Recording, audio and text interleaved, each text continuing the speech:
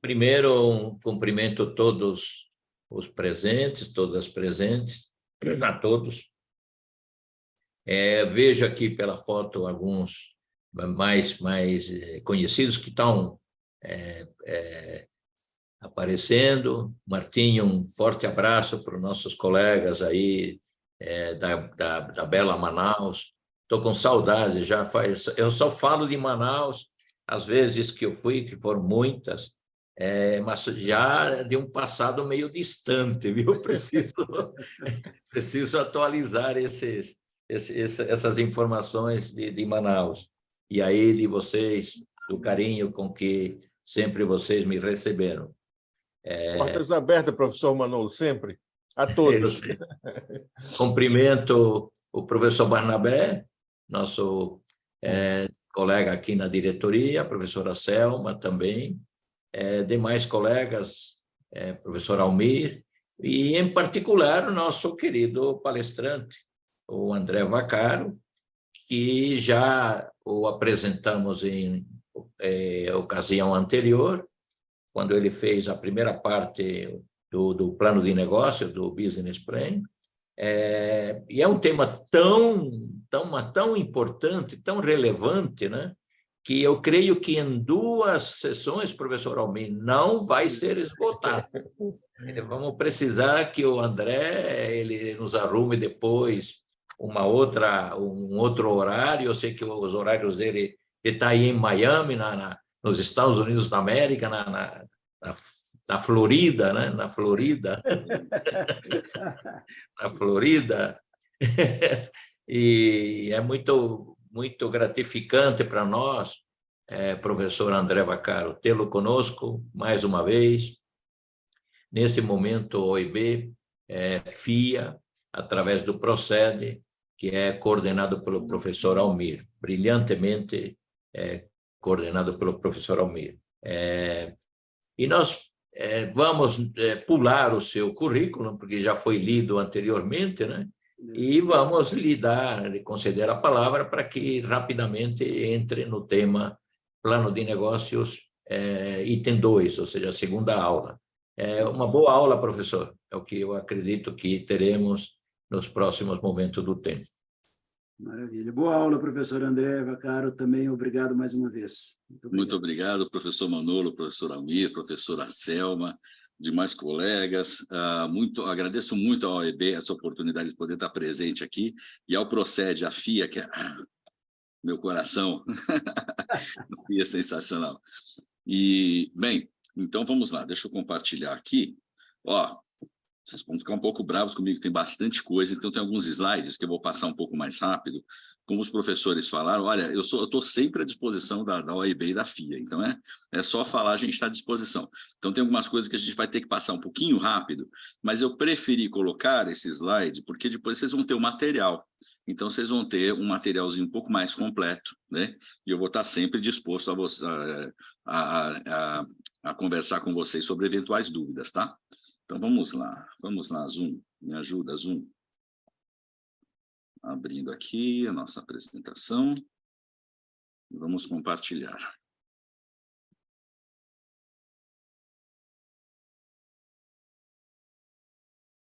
Pronto. Confirmam, estão vendo ou não? Sim, professor. Que bom, que bom, que bom. Deixa eu ver onde está. Aqui estamos. Ok. Então, vamos lá. O que a gente tem para visitar hoje, né? Nossa agenda para hoje. Tá. Bom, primeiro, a gente vai fazer uma recapitulação dos nossos pontos de 2 semanas atrás. Mas jogo rápido também, só para fazer aquela conexão, sabe? Para a gente lembrar um pouquinho e tal. E tem muita gente que está aqui convidada que, infelizmente, não pôde estar presente a primeira. Então, a gente, né, vai correr um pouquinho atrás disso. E aí, o nosso tema de hoje é recheando o índice, recheando o conteúdo do plano de negócios, né? E esse conteúdo ele passa para o sumário executivo, por isso que é muita coisa, modelo de negócio, descrição do negócio, produtos, serviços, planejamento de marketing, o plano de marketing em si como um todo, o plano operacional, Então, esses dois aqui, o plano de marketing e o plano operacional, são, né, bastante extensos, né, porque ele entra, inclusive, na planilha do nosso modelo.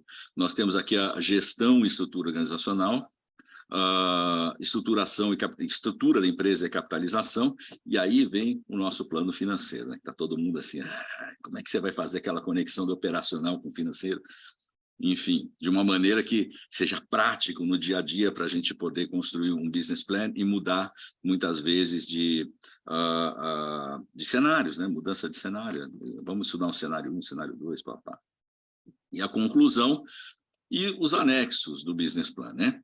E aí a gente vai falar rapidamente sobre o que a gente precisa prestar muita atenção na construção do plano de negócios para abrir novos mercados, né? É o que a gente essencialmente faz aqui. A gente tem clientes do mundo inteiro, literalmente, clientes da Ásia, clientes da Europa, clientes das Américas, enfim. Então tem...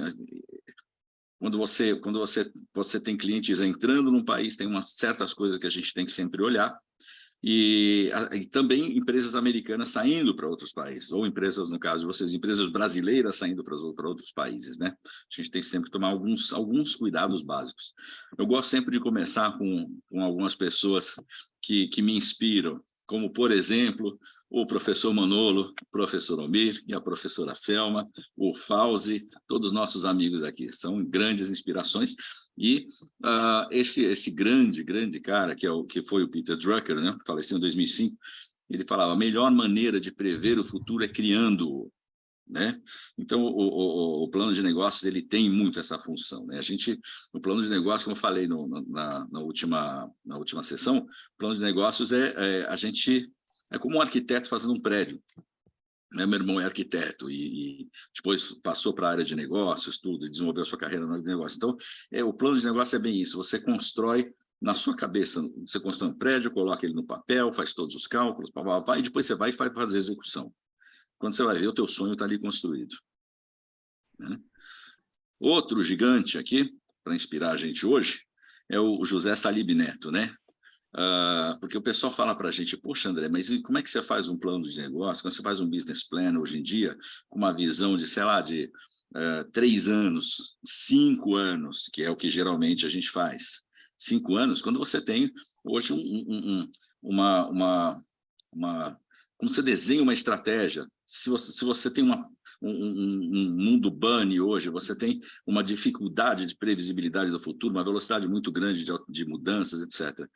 O Salibão, né, a maioria de vocês deve conhecer, o Salibão tem um livro chamado Estratégia Adaptativa. E esse é o grande ponto, né? A gente tem que fazer o planejamento, mas a gente tem que sempre entender que a empresa é um organismo vivo, o mercado é um organismo vivo. Então, a gente tem alterações, então a gente tem que estar sempre se adaptando. Adaptar-se com rapidez é a melhor estratégia para os dias de hoje. Nós temos também aqui o grande professor Kotler, que eu tive o prazer de conhecer. Então, assim, eu sou tiete mesmo do professor Kotler, né? Ele vive aqui na Flórida, entre Chicago e Sarasota, aqui na Flórida, e nós fomos visitá-lo junto com o Salibão. Não basta simplesmente satisfazer seu consumidor, você deve encantá-lo. Por que eu estou puxando tanto para a parte do marketing aqui? Porque essa parte de planejamento, ela está muito ligada a marketing, muito ligada a marketing. A gente vai acompanhar esse processo aqui, né?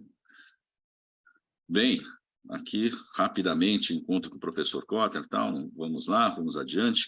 Então, tá.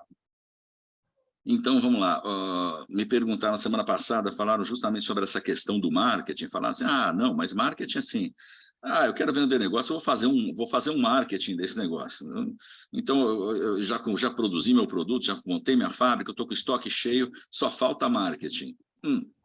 Médio. Só para a gente lembrar, o marketing, na verdade, ele permeia a organização inteira. Então, ele começa a partir do momento que você identifica uma necessidade no mercado, você vê uma oportunidade de negócio, certo? Então, aí você já começa a fazer uma análise de mercado. Então, você vai olhar para o seu mercado, vai ver que tem um segmento que não está bem atendido, então, opa, tem uma oportunidade para eu fazer um negócio aqui, né? Vamos entender o que esse segmento precisa, qual o serviço que ele está carente, o que ele espera do produto, né, que ele quer adquirir. Quais as características que tem que ter? O que eu preciso produzir para esse cara para que exista a troca, né, no marketing? A troca é o quê? Eu te dou o meu produto ou serviço e você me dá em troca uma moeda, você me dá um dinheiro, né, para que eu possa oferecer, né, uma coisa que seja equilibrada para os dois lados. Para mim tá bom o valor financeiro que eu pedi pelo serviço ou pelo produto que eu ofereci, para você tá bom o que você está recebendo em troca. Então, aí, nessa condição, existe a troca. Então, para que isso aconteça, a gente passa aqui, o marketing passa por ir até o público-alvo, entender as dores, identificar a oportunidade, que é o principal problema no business plan. A gente tem que ter isso. A gente tem que ter uma clara identificação da oportunidade, né? Senão você faz uma empresa, você fala, para que você fez a tua empresa? Né? Será que tem chance de dar certo uma empresa que você não sabe exatamente para que ela existe e tal, ou você simplesmente fala assim, bom, eu estou vendendo caneta porque sim, porque eu gosto de fazer caneta, eu gosto de vender caneta. Ok, não tem problema, você está empreendendo, mas as chances de sucesso são muito maiores quando você vai conversar com esse pessoal que está com dinheiro na carteira e fala, eu quero comprar uma caneta, desenvolva uma caneta para mim, como que você quer? Então, a gente tem que entender que existe essa oportunidade, né? Desenvolver o produto e serviço, fazer a validação com o público, falar, é isso aqui que você estava querendo, eu desenvolvi isso, assim, é isso que está querendo. Então, a gente tem que conversar muito, sabe? Tem muito essa parte de interação com o mercado. Produzir, estrutura a sua empresa para ofertar o que seu cliente quer, disponibilizar. Não adianta eu produzir um Porsche, né? um Porsche-like, um carro tipo um Porsche, e melhor que o Porsche, melhor que tem, e super barato, preço de um Sentra, ok? Só que ninguém sabe. Eu tenho que colocar isso, ou senão eles sabem, mas falam, poxa, eu não consigo comprar, onde é que eu encontro? Então, a disponibilização também é muito importante. Eu preciso disponibilizar esse produto para as pessoas que queiram adquirir, para as empresas que queiram adquirir. Comunicar, falar, pessoal, aquele produto lá que vocês pediram para desenvolver está pronto e está disponível. Lembra desse termo? Nas melhores casas do ramo. Então, isso, um pessoal um pouquinho mais de barba branca vai lembrar disso, nas melhores casas do ramo. E, em seguida, a gente tem o processo que é a realização da troca do valor. Então, você construiu um valor, que é o seu serviço, o seu produto, e você vai realizar uma troca, você vai dar esse serviço ou produto em troca de um valor financeiro para o teu cliente. Em seguida, gestão e feedback. Então, esse mecanismo todo é o marketing. Então, a gente vê que comunicação é um pedacinho daqui. Quando a gente vai avisar, vai usar a mídia digital, eu não estou, de forma alguma, reduzindo a importância da comunicação de jeito nenhum. Se a gente não comunicar direito, a gente não vende, né? E aqui a venda também. Então, são pequenos pedaços de um processo de marketing como um todo, né? Então, aqui no nosso último encontro, o que a gente fez? A gente viu aqui. Olha, toda empresa deve planejar seu caminho, né? A empresa é pequena, não, a minha empresa é pequena demais, o negócio é pequeno demais para fazer um planejamento estratégico, para fazer um plano de negócios. Não. Muito pelo contrário, se nosso negócio é pequeno, ele tem uma resistência, uma resiliência também menor a um erro na sua atividade, sabe? Então, é melhor a gente planejar para a gente mitigar totalmente as chances de erros. E vamos errar, não tem jeito. A gente constrói a empresa, não existe 100% de acerto. Você constrói, bate a cabeça de um lado, bate a cabeça no outro, mas você chega numa direção, caminha melhor. Então, o planejamento ajuda muito nisso. O planejamento estratégico está profundamente ligado ao modelo de negócio, né? Então, isso é importante também. Então, o plano de negócio, ele mostra claramente que para você construir uma empresa, ele é como um manual da empresa, vamos dizer assim, né? Para eu fazer essa empresa funcionar, para as pessoas entenderem, tem que saber para que existe, né? Então, tem que entender qual a missão da empresa, quais os propósitos, qual o propósito da minha empresa, tem que entender a visão, onde eu quero chegar, onde eu quero estar daqui a determinado tempo, e quais os valores e princípios que eu vou utilizar nesse caminho. Então, essas coisas aqui, tem uma barreira do lado esquerdo e uma do lado direito. Eu vou nessa estrada aqui. Fora da estrada, isso aqui eu não faço, eu não vou fazer coisa ilegal, eu não vou fazer coisa antiética, etc. Então, você tem os seus valores guiando aqui, tá? O business que nós vimos na semana retrasada, o business plan, né? Já pediram para fala business plan, tá bom. O business plan, ele não é uma planilha só, ele é um livro, Ele é um livro da empresa, né? Então, muita gente, como a gente conversou com o Wagner na semana passada, fala assim, poxa vida, mas tem gente que chega com PowerPoint aqui, que é o que a gente chama do deck, né, de apresentação, ele fala com 15 slides e fala, pô, esse aqui é meu business plan. Fala, não, tudo bem, a tua apresentação dos principais pontos do teu business plan, né? Ou se não, fala assim, olha, eu tenho essa planilha aqui, mostra uma planilha de PL, fala, isso aqui é o meu business plan. Então, ok, esse é o teu PL. Mas, enfim, ele é um livro, então ele visita todos os aspectos. A narrativa do business plan tem que ser feita de acordo com o objetivo. Se eu vou captar recursos no mercado, então eu vou... Poxa, esqueci de colocar meu timer. Se eu vou captar recursos no mercado, eu vou ter uma narrativa, certo? Se eu vou... Vou colocar aqui. Pronto, professora, antes que a professora Selma brigue comigo por causa do tempo. Aqui.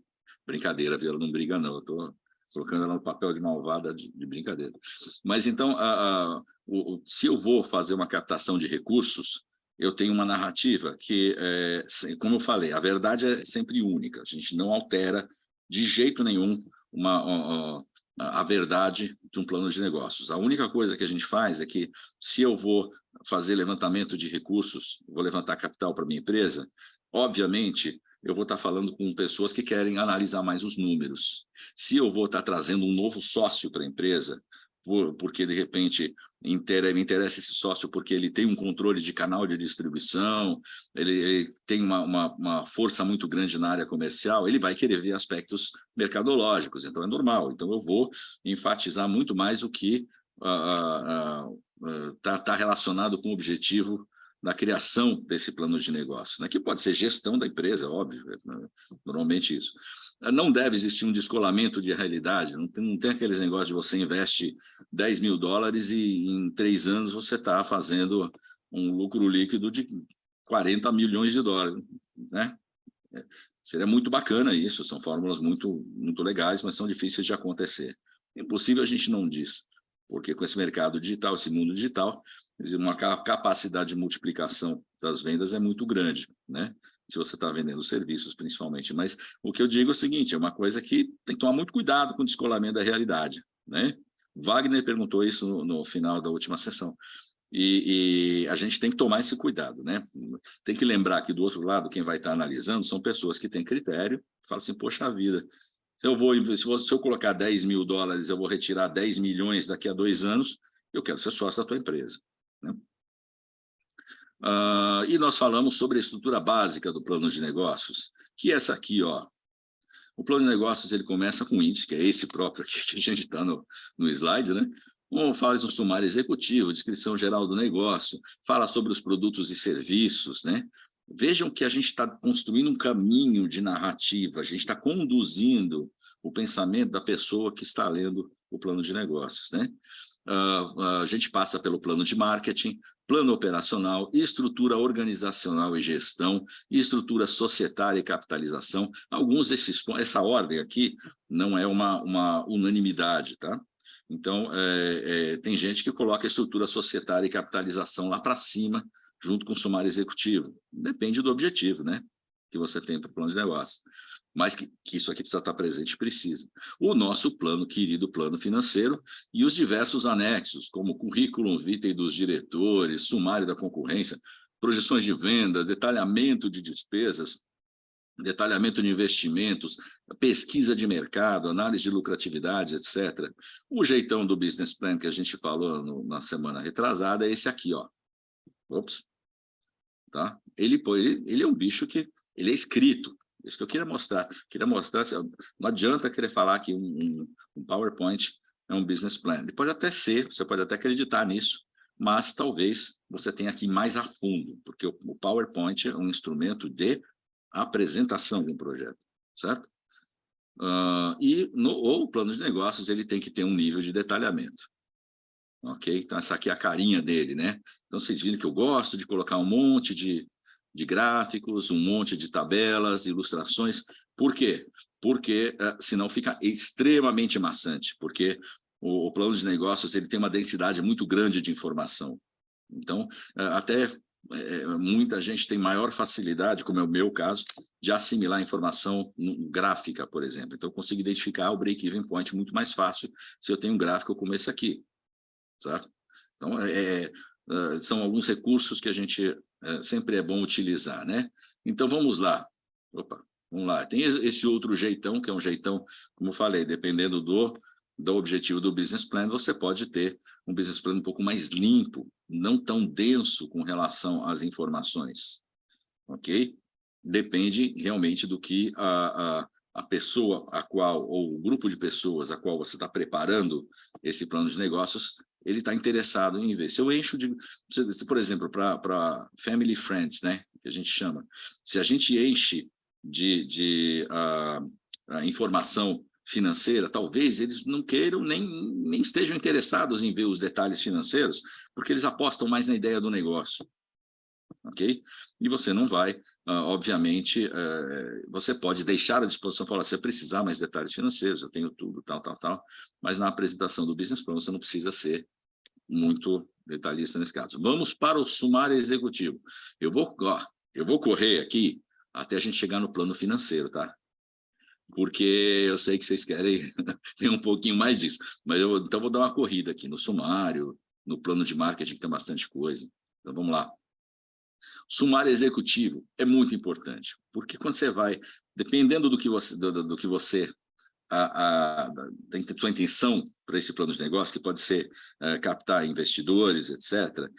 Você pode estar apresentando para um grande investidor dentro do mercado seu, uma ideia nova. Muitas vezes não vai ter tempo de ler. Então, quem vai ler vão ser os analistas dele, né? Aí, o que ele vai fazer? Se ele vai para uma apresentação, ele está lá no carro com o chofer dele, vai sentar lá no carro, deixa eu ver esse negócio aqui que o André está apresentando. Aí ele vai dar uma lida no sumário executivo para entender o business, ok? E se ele quiser mais informações, ele vai falar, olha, aquele aqui é o meu analista de mercado, ele vai procurar teu pessoal para a gente ir mais a fundo nisso aqui. Pronto. Mas o sumário executivo, ele é para o executivo, geralmente não, é o que a gente fala, tem que ser feito por último, porque a gente vai pegar os principais pontos de cada um dos capítulos e ver o que tem que ser ressaltado aqui, né? Você tem dois formatos básicos, que é um formato de sinopse e outro de narrativa. Então, o sinopse é muito mais conciso, né? O de narrativa você vai explicando, tal. De 1 a 3 páginas, não faça um sumário executivo muito grande. Senão o propósito dele não é ser extenso. Ele tem que resumir o teu negócio. E o que ele tem que passar de ideia? Tem que mostrar que seu negócio faz sentido. Porque a pessoa que lê ali tem que falar, realmente, esse negócio faz sentido, ele foi extensivamente planejado, quem vai executar esse plano aqui realmente é capaz de executá-lo, não adianta eu ter um plano lindo e maravilhoso e colocar pessoas que, infelizmente, possam não ter experiência necessária para estar gerindo algumas dezenas de milhões de dólares, né? Então, quem são as pessoas que vão fazer acontecer? Esse cara aqui já foi presidente de tal empresa, deu resultado nisso, naquilo. Então, isso é importantíssimo, né? Tem que também passar a ideia de que existe um mercado claro, a questão da oportunidade, né? Oportunidade, qual o problema que nós queremos resolver, qual a oportunidade de negócio existente, que o seu negócio, esse aqui, do Business Plan, ele tem vantagens competitivas, com relação, obviamente, quando a gente fala em competitividade, a gente está falando com os concorrentes, né? As suas projeções comerciais são realistas e são coerentes, então não tem aquele negócio de investir 10 mil dólares e tirar 50 milhões de dólares daqui a 2 anos. Né? Suas projeções financeiras são coerentes, existe uma chance real e atrativa de sucesso. Okay? A chance de sucesso é real. Mas será que o risco vai valer a pena? Né? Então, a gente tem que identificar isso e mostrar se vale a pena. Okay? E aquele negócio que a gente falou, tem que apresentar claramente o problema e a oportunidade. Né? Falando rápido aqui da descrição geral do negócio, nossa, meu tempo está voando. Vamos lá. O que a gente precisa ter nessa divisão aqui, descrição geral do negócio? Razão social da empresa, nome e fantasia, que aqui a gente chama de DBA, né? Doing Business As. Então, por exemplo, a FENSA, Aqui ela faz negócio como Coca-Cola, é o nome fantasia no Brasil, né? Localização, onde estão os escritórios, as fábricas, armazéns, os centros de distribuição, etc. Composição societária, que eu falei, pode ser lá atrás, pode ser aqui na descrição geral do negócio. Incorporação, organização na junta comercial, mostrar que o negócio está devidamente organizado, tudo bonitinho, né? Licenças necessárias para a empresa trabalhar, se já estão tiradas, se não estão, qual o processo e quando vão ser feitas, tal. Colaboradores, quantidade de colaboradores, tal. E um ponto importante é esse, que estágio está a empresa agora? Quando você veio pedir dinheiro, bater na minha porta e pedir dinheiro para... e outra, o que você vai fazer com o dinheiro? Mas isso é um pouco mais para frente. Você está me pedindo 15 milhões de dólares, como é que você vai utilizar esses recursos, né?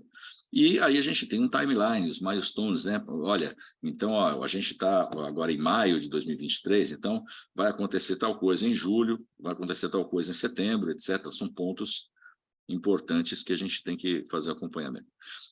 E o desenho do modelo de negócios. Quando a gente fala em modelo de negócios, vem logo na cabeça da gente o Business Model Canvas, que eu vou falar aqui. Opa, voltou aqui esse slide, vamos lá, pula aí. Então, o Business Model Canvas é um desenho de modelo de negócio. A gente podia ficar aqui umas 3 horas falando dele. Eu vou só passar rapidamente o que ele é, tá? Então, você, em uma folhinha dessa, tem gente que fala assim, olha, eu não preciso de um business plan, eu preciso só do teu modelo de negócio para fazer a análise que eu quero fazer. Sem problemas. Então, aqui, essa ferramenta foi desenvolvida por Alexander Osterwalder, que tem uma empresa chamada Strategize. Ela é sensacional, essa ferramenta, porque ela te mostra a empresa, como ela funciona e como ela se interrelaciona. Então, você tem value proposition, as suas propostas de valor aqui, qual é o teu produto, o que ele propõe a fazer para o mercado que você quer vender, quem são os seus segmentos de mercado, quais as relações que a tua empresa tem com esse segmento para ofertar essa proposta de valor, quais os canais que você vai utilizar para levar o seu produto ou seu serviço até esses consumidores aqui. Então, a gente já cumpriu aqui metade aqui do modelo de negócio. E, então, essa metade aqui, ó, esse lado, a parte central aqui, proposta de valor, se você olhar para a direita dele, a gente tem a relação com os clientes, canais de distribuição. Se olhar para a esquerda, você vê a parte interna da empresa, tá? Então, dentro da empresa, o que você vai desenhar? Quais são as principais atividades que eu tenho que fazer para que eu entregue essa proposta de valor com essas relações que eu tenho com o consumidor através desses canais para esses caras? Está tudo interligado, né? Depois, quais são os principais recursos que eu tenho dentro da empresa para eu fazer essas atividades, para entregar essa proposta de valor através desses canais, com essas relações com o consumidor, para esses caras? E, em seguida, o que eu não tenho dentro de casa, quais são os principais parceiros estratégicos que eu vou ter para conseguir fazer essa entrega de proposta de valor? Embaixo, a gente tem aqui na base, a gente tem estrutura de custos. Minha estrutura de custos para toda essa estrutura, vê que ela está suportando esses quadradinhos aqui, esses blocos, né? A minha estrutura de custo e a minha estrutura de receita, como eu vou fazer dinheiro. Olha, o principal ponto do modelo de negócio é isso. O pessoal fala assim, como é que a tua empresa faz dinheiro? Deixa eu entender como a tua empresa faz dinheiro, né? Vários casos para contar de modelo de negócios mais complexos, como, por exemplo, quando foi lançado o IG, internet grátis. O pessoal fala, como essa empresa faz dinheiro? Fornece internet de graça, provedores cobram, etc. Mas isso a gente deixa para outra ocasião, porque eu estou preocupado com o nosso tempo já. Vamos lá. Então, aqui, esse é um dos principais pontos. Como é que eu desenho a proposta de valor, né? A proposta de valor eu vou olhar quais são as dores do cliente, o que ele precisa fazer e o que meu produto vai gerar de ganhos para ele, né? E eu vou colocar no meu produto, desenvolver no meu produto, os criadores de ganho, que é isso que ele está buscando aqui, que vai deixar ele contente, certo? São os analgésicos, as dores que ele tem. Eu falo, putz, eu estou com um problema sério, que eu preciso de um desinfetante no meu hospital, para limpeza geral, e os desinfetantes que tem dão dor de cabeça em todos os meus colaboradores e meus clientes. Essa é uma dor do cliente, né? Então, eu vou desenvolver um produto que venha sanar essa dor, tá? E aqui a gente tem o desenvolvimento dos produtos e serviços em si, também. um dia para a gente falar só de proposta de valor. Ok, vamos lá agora para os nossos produtos e serviços. Nos produtos e serviços, o que é importante a gente falar? Óbvio, descrever produto e serviço em detalhes, né? Aí tem aquela questão da utilização do plano de negócios. Se o plano de negócios, tem alguns que a gente tem limitação de páginas. O governo americano, por exemplo, para análise de um visto de investimento de um cidadão italiano, por exemplo, um cidadão chileno, etc., eles falam, olha, o business plan tem que ter no máximo 20 páginas. Então, não vou poder também me estender muito aqui na descrição dos produtos e serviços, né? Mas se a gente não tiver muito limite, a gente pode entrar numa descrição mais detalhada aqui, fotos do produto, etc., de colocar nos anexos projeto, planos e etc. Linhas de produtos que a gente tem, dados técnicos, né? Características específicas do produto e serviço, e um negócio legal aqui, que a gente pode colocar tanto aqui em produtos e serviços, quanto mais na frente em competitividade, são as tabelas comparativas com concorrentes. Principais custos do produto, lembrando que no plano de negócios a gente está abrindo a empresa para a pessoa que está lendo. Então, existe um NDAs, uma série de coisas, são os acordos de confidencialidade, non-disclosure agreements, né? E também a formação de preço aqui a gente pode entrar, né? Agora, vamos lá. Plano de marketing tem bastante coisa e eu vou correr, para a gente ter tempo para a gente falar do nosso plano financeiro mais vestidamente. Ok, como a gente falou, o plano de marketing ele vai falar sobre promoção de venda, a colocação do produto no mercado, pesquisa, preço, como eu desenvolvi o preço, vendas, como eu vou trabalhar as vendas, como eu vou comunicar, advertising aqui, relações públicas, estratégia da empresa, como eu vou cuidar da minha marca, publicidade, marketing direto, ou seja, ele é grande, o bicho é bastante grande, né? Com relação à estratégia, né? O que a gente precisa mostrar? Nós precisamos mostrar as nossas declarações institucionais, né? Missão e propósito da empresa, visão. Existe uma diferença entre missão e propósito, eu não vou entrar agora nesse ponto, mas a questão de propósito e princípios é uma abordagem muito mais moderna que a gente tem das declarações institucionais. A visão da empresa, que é essencial, que diz, olha, eu quero estar entre os 3 maiores do Brasil daqui a 4 anos dentro do meu segmento. Eu quero ter uma participação de mercado de 6,2%, e você é um dos 3 maiores. E é uma análise SWOT, né? A análise SWOT, ela vai identificar, é a principal ferramenta que a gente usa numa análise estratégica, então é assim, uma ferramenta super útil, simples de usar, que identifica as fraquezas, as forças e as fraquezas da empresa, né? Ou seja, olha para o ambiente interno, e quando olha para o ambiente externo, vai identificar as oportunidades e as ameaças que o ambiente externo traz. Nós temos análise PESTEL também, eu vou mostrar um slide da PESTEL, então não vou nem falar agora.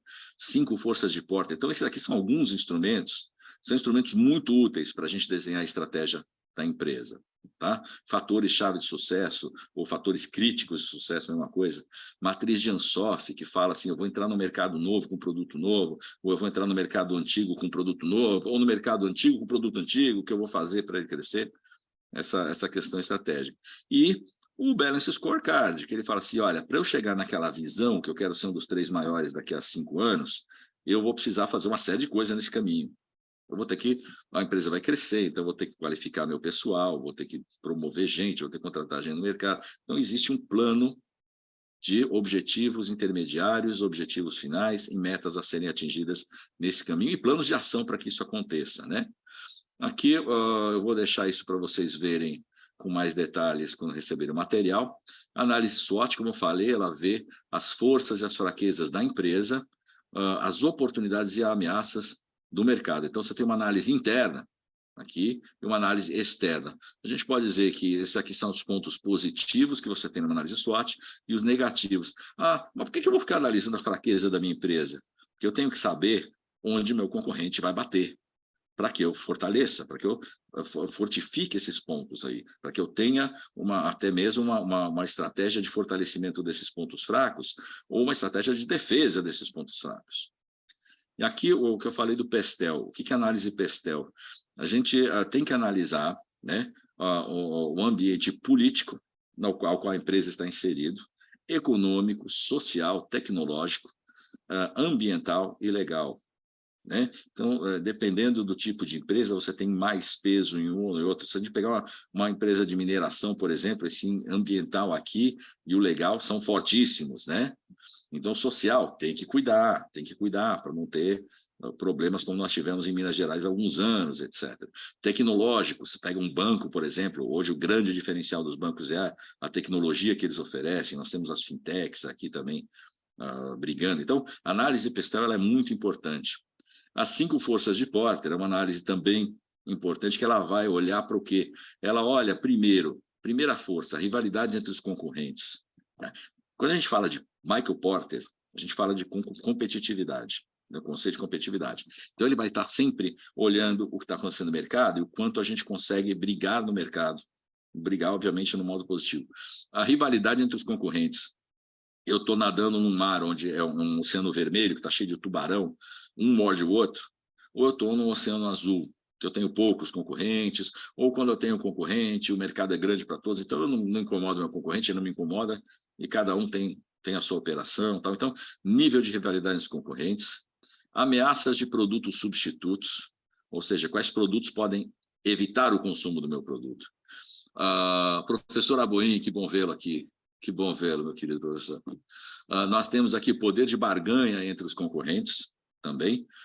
O quanto que, aliás, aqui entre os concorrentes seria, na verdade, seria entre os fornecedores. Poder de barganha entre os fornecedores. Perdão, eu escrevi errado aqui.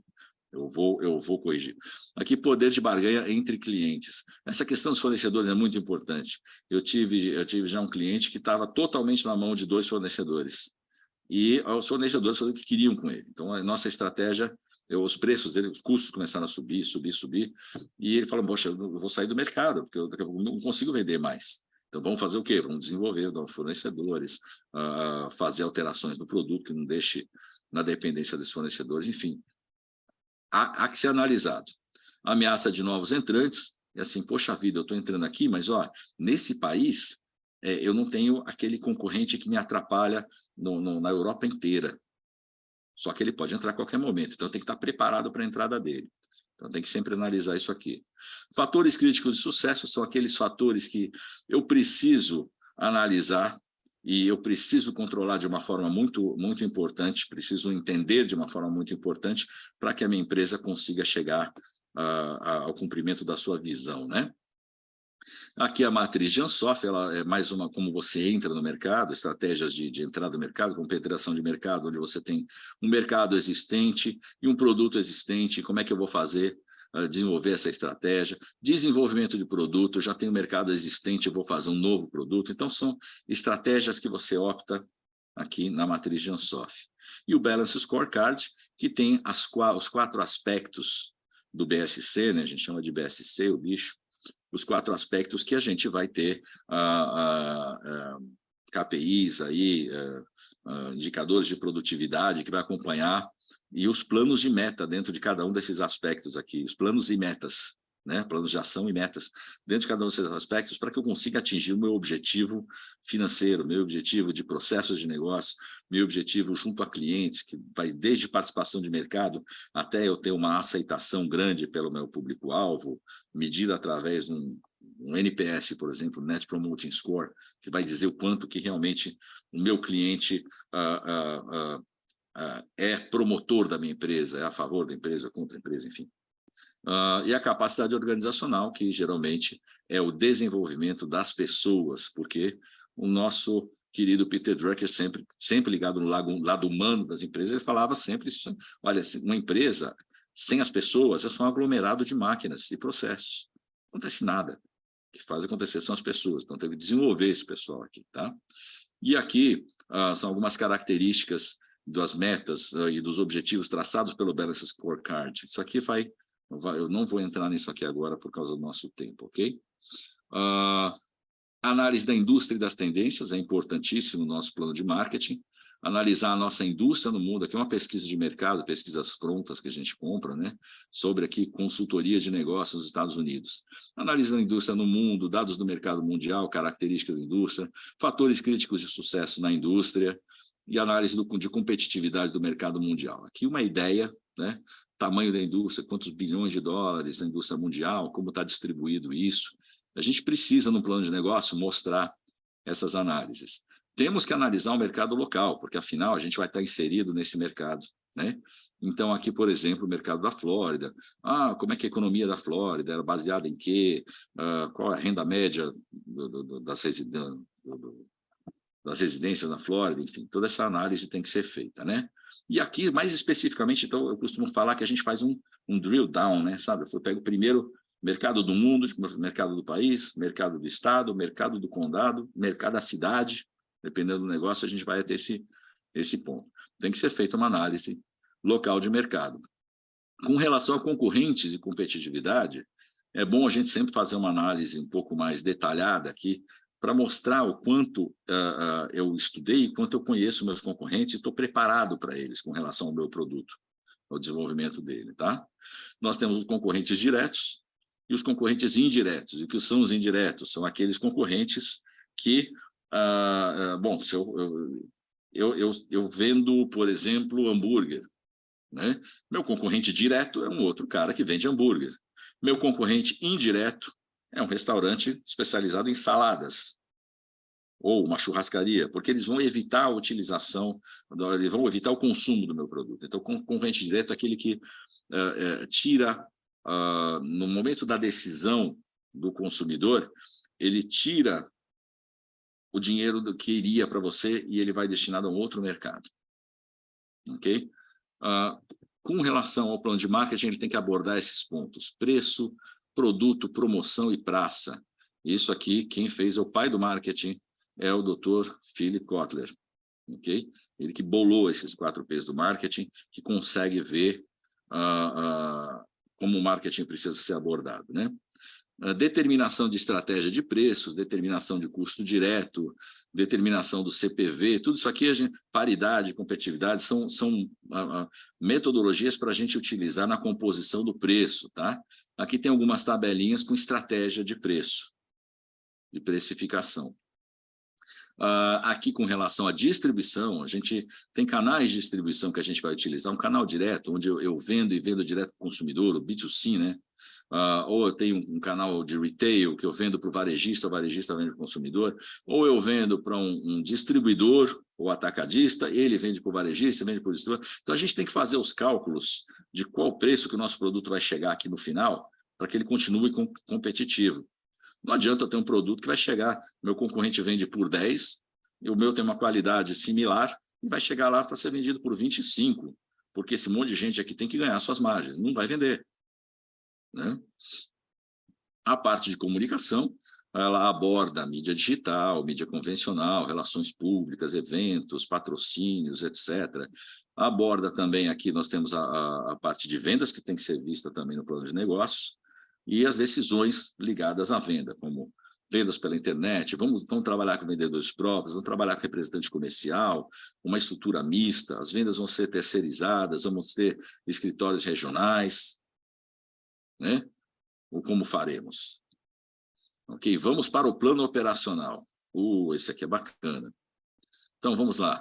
O plano operacional ele vai passar pela operação, vai descrever a tua operação. Instalações, equipamentos, processos de fabricação, fornecedores, e aqui entra as 5 forças de Porter, a questão de fornecedores, estoques de gestão, logística. Quem são os meus parceiros? Olha, no Business Plan a gente mostra isso. Minha empresa de contabilidade é essa aqui, eu já escolhi meus advogados, meus seguros estão feitos com essa empresa aqui, os consultores trabalham comigo, recursos humanos, então tudo isso. Lembra que uma das finalidades de um business plan é você ou trazer um sócio ou você está trazendo capital para a tua empresa. Então, você está com a mão assim pedindo 10 milhões de dólares. Deixa eu entender para que você quer fazer, deixa eu ver se você está bem estruturado, né? Estrutura organizacional e gestão. Por que é importante? A gente tem que colocar o organograma do nível executivo, da empresa toda, no tempo. Ok? Estou falando, logicamente, de um business plan super completo, né? Aí a gente vai ver o que a gente consegue fazer no caso de 20 páginas, né? A gente vai ter que cortar um monte de coisa aqui. Mas aqui, tabela do plano de contratações, quando que eu vou contratar tais funcionários, etc. Descrição dos cargos. O mais importante quem é que vai tocar o bumbo, quem que vai fazer acontecer, tá? Descreva detalhadamente a experiência do nível executivo. E porque o cara vai perguntar para você, por que eu devo acreditar que essa estrutura que você está colocando lá vai ter capacidade de entregar o que está sendo planejado, ok? Por aí. Vamos lá para a estruturação aqui, societária e capitalização. Você tem que mostrar, obviamente, quem são os proprietários da empresa, a tabela de capitalização, ou como você vai buscar esse funding necessário, etc. Então, esses pontos têm que ser verificados. Então, aqui a gente tem aqui os proprietários, John Travolta, Greta Garbo, Maria Callas, são os proprietários dessa empresa, cada um possui 100% dessas empresas que têm a participação dentro dessa outra empresa. Vou mostrar a estrutura, né, para que você saiba, para que a pessoa saiba quem é que está envolvido. Eu, por exemplo, não vou colocar 10, 20, 30, 40 milhões de dólares numa estrutura que tem uma empresa ali envolvida que eu sei que teve problemas no passado. Então, isso é importante ser transparente. Agora chegamos. Faltando 20 segundos, que beleza. Chegamos aqui no nosso plano financeiro. Vou falar do modelo operacional. Nosso modelo operacional ele tem que ser, para que a gente consiga fazer um plano de negócios com a flexibilidade necessária, eu recomendo que ele seja automatizado, planilhas todas interconectadas, e elas vão refletir o modelo de negócio da empresa, né? E as planilhas operacionais, elas vão ter aspectos que definem premissas automáticas. Como assim? Olha, se eu colocar uma projeção de vendas de 5.000 unidades, eu vou ter uma premissa lá na área de produção, que eu falo assim, olha, eu tenho células de produção, cada célula são 3 funcionários, colaboradores, com essas características aqui, e elas produzem 1.000 unidades por mês. Você quer fazer 5.000, então eu tenho que colocar 5 dessas células. Fala, não, peraí, mudei de ideia, minha projeção agora são 3.000. Ah, bom, então eu vou contratar menos gente. Então isso tudo tem que estar interligado nas planilhas. Eu, por exemplo, utilizo Excel. Okay? E aí, assim, cada funcionário, quando ele for contratado, a gente vai comprar um kit de ferramentas para ele, uniforme, etc. Então, isso vai entrar em outra planilha que vai buscar a quantidade de caras contratados, tá? Tudo interligado. Aqui, qual é o funcionamento desse modelo operacional e financeiro? Nós temos, na verdade, começamos com produtos, quais produtos que a gente vai vender ou serviços, preços deles, o custo de material envolvido, pensando na manufatura, tá? Com isso, a gente vai determinar as vendas quantitativas, certo? Quantidade que eu vou vender. E tendo os preços, custo, etc., e quantidade de vendas, eu vou conseguir trazer uma receita. E o custo de material envolvido.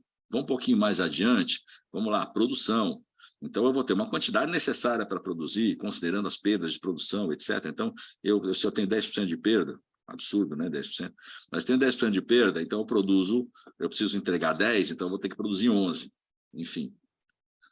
E aí eu tenho a questão dos recursos humanos, que estão diretamente ligados aqui. Como é que eu preciso colocar gente na produção, preciso colocar gente nas vendas, comercial, marketing, logística, todos esses pontos aqui, e nas diretorias também. Então, isso aqui tem que ser considerado sem sombra de dúvida. Quando eu pego o custo de material e o custo do pessoal de produção aqui, né, professora Selma, eu vou chegar aqui no custo do produto vendido, certo? Então, eu preciso trazer esse bicho aqui e ligar na planilha de COGS, que é Cost of Goods Sold, ou CPV, ou CMV, dependendo da empresa. Aí eu vou também utilizar, aí em seguida eu vou desenhar o quê? Os custos operacionais da empresa. O pessoal, exceto produção, comercial e marketing, aluguéis, todos os custos operacionais. Vou levantar e quantificar aqui o CAPEX também. Então, são os investimentos que a gente tem em máquinas, equipamentos, tecnologia, propriedade intelectual, enfim. Vamos ter o CAPEX e o OPEX desenhados. Poxa vida, se eu tenho receita, se eu tenho CPV e eu tenho OPEX, eu vou conseguir puxar o quê? O nosso Net Operating Cash Flow, né? Nosso fluxo de caixa operacional. E aí, quando eu também jogo o CAPEX, eu vou conseguir trazer o Free Cash Flow, certo? Então, e aí o que eu vou fazer? Eu vou calcular receitas e despesas não operacionais, eu estou correndo, tá? Então, a professora Selma não olha brava para mim, eu estou correndo, por favor. Então, a gente vai chegar no que eu chamei aqui de um cash flow ajustado, quando a gente coloca as receitas e despesas não operacionais, para que a gente determine a necessidade de infusão de capital adicional Aqui, se eu, por exemplo, se eu não quero buscar capital, ou quanto eu vou ter que buscar de capital no mercado de terceiros, tá? A questão, o professor Abuim fala sempre também, olha, o custo do capital de terceiros é alto, professora Selma, melhor capital, o custo de capital próprio, perdão, é alto, melhor capital de terceiros, enfim. Aí, com esses dados aqui, a gente vai conseguir ter os demonstrativos financeiros, que geralmente o que a gente põe no plano de negócio é o balanço, a DRE e os demonstrativos de fluxo de caixa, mas principalmente o balanço e DRE. Eu costumo colocar uma versão bastante sumarizada aqui do PL, do balanço projetado, mas também em alguns casos a gente entra num DRE bastante, que seria aqui o Income Statement, chamado aqui bastante detalhado, tá? Ok, na análise de viabilidade econômico-financeira, professor Almir, eu estou correndo aqui, professor. O que é recomendável a gente colocar aqui, professor Abuim?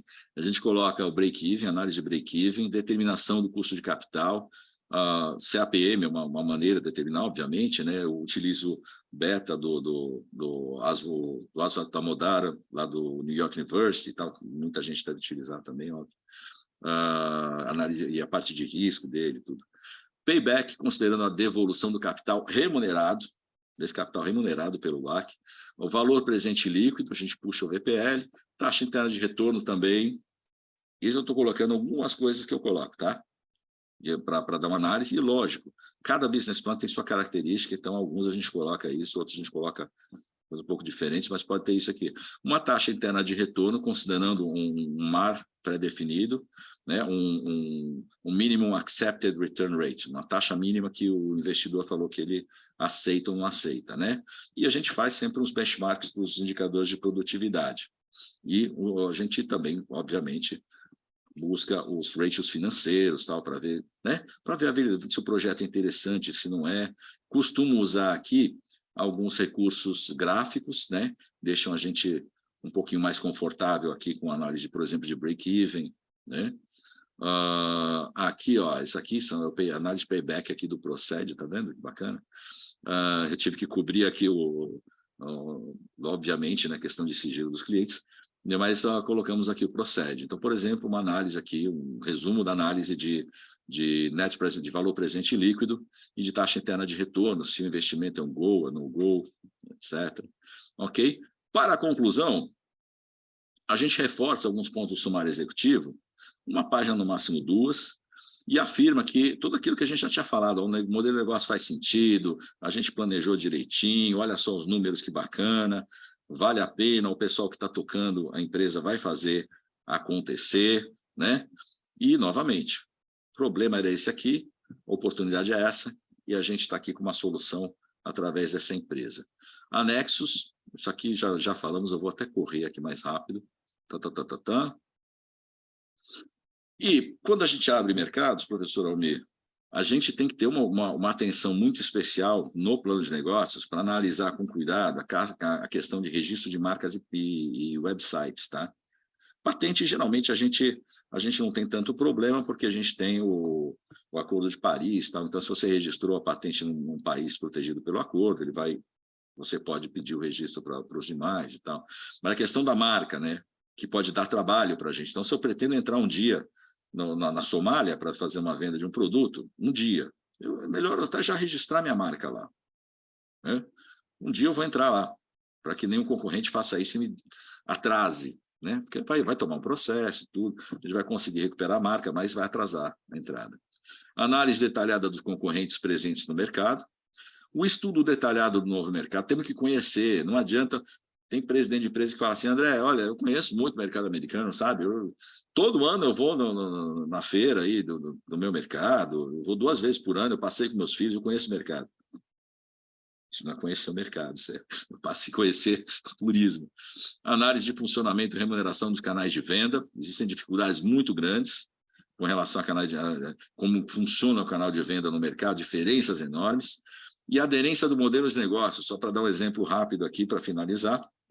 A aderência de modelo de negócio é o seguinte, se eu tenho um modelo de negócio que ele é extensivo em capital humano, aqui nos Estados Unidos isso pode ser um problema, porque o capital humano é muito caro. Então, em outros países onde você tem um capital humano barato, o modelo pode funcionar bem. Então, você tem que entender se o mesmo modelo de negócio, né, ou fazer uma adaptação desse, para ver se existe a aderência do modelo de negócio que você já tem, com relação ao país que você está entrando e as condições dele. Análise da cultura, o cruzamento cultural, é muito importante a gente entender isso. Então, se eu for da Diageo, por exemplo, eu não vou entrar num país muçulmano para vender bebida alcoólica. É tão óbvio isso, não é tão óbvio? Mas a gente tem que, lógico que estou dando um exemplo extremo, mas a gente tem que entender que a gente tem que tomar cuidado e analisar muito bem a cultura para saber se isso pode prejudicar o nosso projeto. E um ambiente legal, obviamente. Não adianta, pessoal. Tem que escrever. É chato, mas tem que fazer. Se não fizer, perde dinheiro. Ou tem uma possibilidade muito grande de perder dinheiro, né? Professor Almir, desculpa, professor, eu tentei correr aqui. Professor, o máximo que deu. Nada que pedir desculpa, grande professor. Todos aplaudamos o nobre professor Vaccaro. Parabéns, querido, excelente. Muito bom. Ótimo. Excelente. Se o professor Excelente. quiser... Professor Manolo quer falar algo? Pode desculpar. Não, dizer que foi de uma riqueza, conforme era esperado, né? Duas aulas, 2 sessões, o tema é tão magnífico, um tema tão interessante, que o professor Vaccaro nos deu um grande resumo aí, né, do conhecimento dele, né? Já poderíamos ficar mais horas aí, porque ele tem uma bagagem fantástica, mas muito fantástica. E essa ligação entre a parte... Uma coisa é fazer o plano, outra coisa é ligar os setores, né? Ligar os setores da empresa, para que todo mundo converse, né? Tem que conversar. Então, da minha parte, dizer, professor Vaccaro, muito obrigado, e alguns colegas estão pedindo a palavra, e vamos cedê-la assim. Estou vendo agora também nosso querido presidente do Conselho Regional de Alagoas, nosso querido Marcos Calheiros. Prazer em ver-te, Calheiros. Bom, professor Manolo. Seria bom descompartilhar, Vaccaro, por gentileza, apesar de estarmos já em cima da hora, deixar algumas considerações. Eu vi aí que a Samantha Lopes fez umas observações, o Fauzi. Palavra de conforto da Ana Arruda, da Beatriz, muito importante realmente, porque estava indo tão bem, me precisava correr mesmo. Fauzi, quer fazer alguma consideração, Fauzi? Você fez algumas observações no chat, se você quiser. Temos pouco tempo, mas sempre bem-vindas algumas contribuições. Agradeço muito, professor Almir. Professor Vaccaro, isso foi simplesmente deslumbrante. Em tão pouco tempo, você deu uma visão de BP bastante, eu diria, confortável para todos nós, né?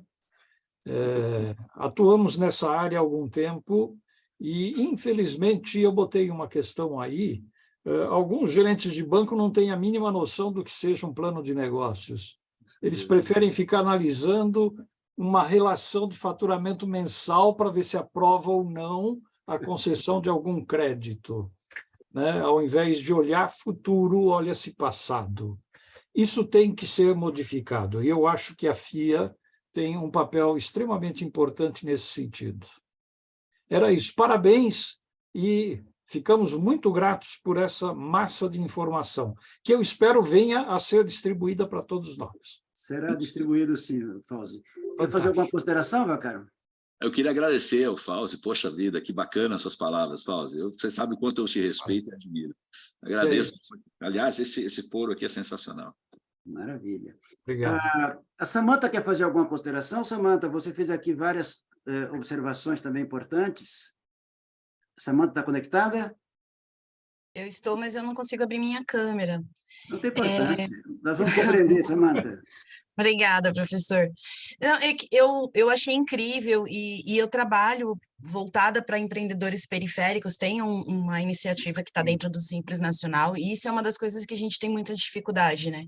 Muitas vezes a estrutura que se pede para você poder passar por uma primeira aprovação, às vezes de crédito, apresentação de projeto, até para editais, principalmente para a gente que trabalha em rede, né, que você junta várias pessoas com especificidades diferentes, conforme os projetos que você tem a necessidade de estar levando, gera várias barreiras, no sentido, inclusive, mesmo você mostrando que você tem ali um faturamento recorrente, o quanto você tem autoridade ou capacidade de fazer as entregas. Então, entender como que um planejamento como esse pode nos ajudar a argumentar, inclusive, a favor de mostrar essa capacidade de entrega, eu acho que é muito importante, porque meu CNPJ existe desde 2016, eu já entreguei várias formações, e todas as vezes que eu vou para este outro patamar, para tentar crescer, né, o negócio, gerar, por exemplo, captação de equipamentos e tudo mais, para ampliar a nossa atuação, a gente sempre esbarra muito nesses modelos. Então, foi muito legal poder ver todo esse processo, mas eu queria entender se também tem uma forma da gente tentar trazer um pouquinho mais para perto desse outro cenário. Perdão, professor. Com certeza, Samantha, olha, meus dados de contato vão estar aí. Eu faço um trabalho voluntário aqui para o SCORE também, que está ligado a microempreendedores aqui nos Estados Unidos, junto às prefeituras locais, um trabalho voluntário. A gente está sempre à disposição. Que puder, se tiver alguma coisa que a gente puder ajudar, você pode contar com a gente aqui, viu? Maravilha. Além fronteira, hein? Isso é muito bom.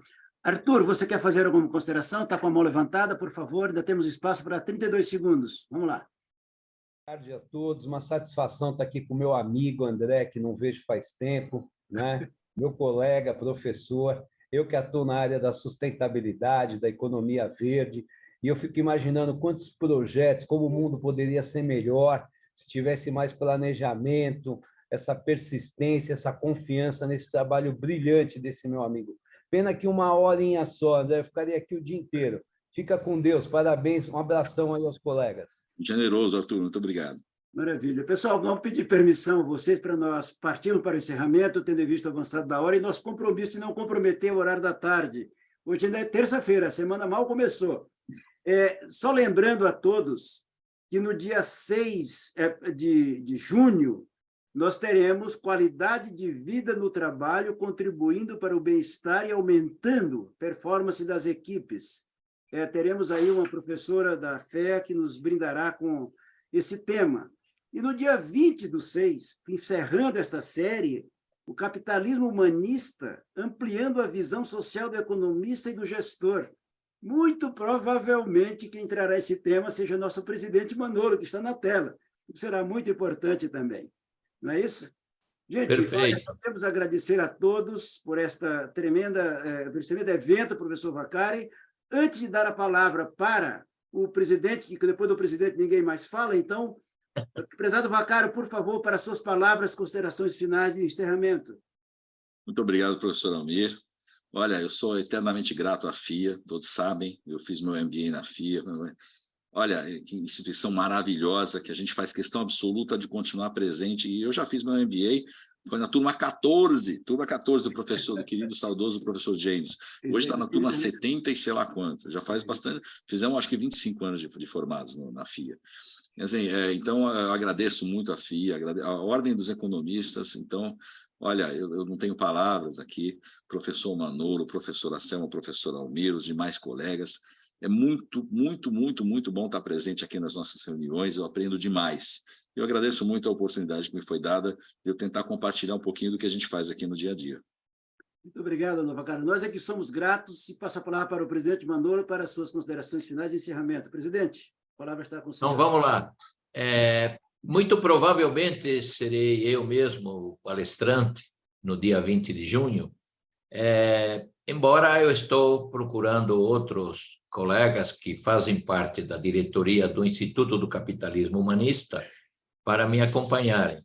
Eu, na qualidade de vice-presidente do Instituto do Capitalismo Humanista, estou aqui pronto para conversarmos sobre aspectos de um capitalismo mais humano, que, diga-se de passagem, está na nossa Constituição. A grande maioria dos brasileiros e dos colegas economistas nunca se debruçaram sobre os aspectos constitucionais. E, na última sexta-feira, num evento da Pontifícia Universidade Católica, curiosamente, uma magistrada, uma juíza do TRF, dizia da necessidade que os juízes têm também de ler os fundamentos da Constituição brasileira. Então, nós vamos tratar do artigo 1º da Constituição, dos fundamentos, do artigo 3º e principalmente do artigo 170, e dar exemplos de magistrados que têm contribuído e muito para que esse capitalismo seja menos cruel, menos selvagem, e seja mais próximo das pessoas, que atenda à justiça social, que atenda à dignidade da pessoa humana. Enfim, esses serão os temas que eu ou um outro colega ou uma colega certamente trataremos.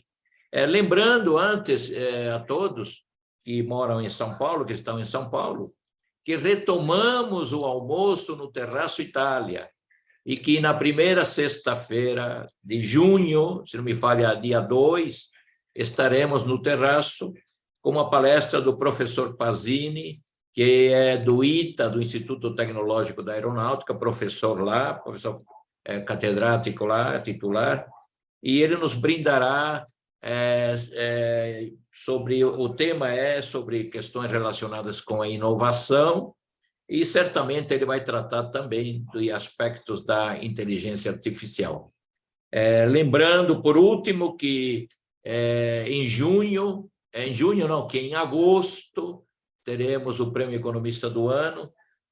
O economista Felipe Salto foi escolhido pelo Comitê do Conselho Superior da Ordem. Temos outros colegas que vão ser homenageados, e aqui estão presentes 2 colegas, o professor Almir, né, e a professora Selma, também serão homenageados nesse mês de agosto, pelos brilhantes serviços, né, que têm prestado à coletividade, aos colegas, à coletividade como um todo e aos colegas economistas em particular, não só com este evento, mas com outros eventos também. E me despeço assim, falando, professor Barnabé, um forte abraço, meu querido professor Martinho, um forte abraço, Calheiros, um forte abraço, demais colegas, encerramos com chave de ouro esse evento do professor André Vaccari. Professor Vaccari, um grande abraço e uma boa tarde para todos e um bom trabalho.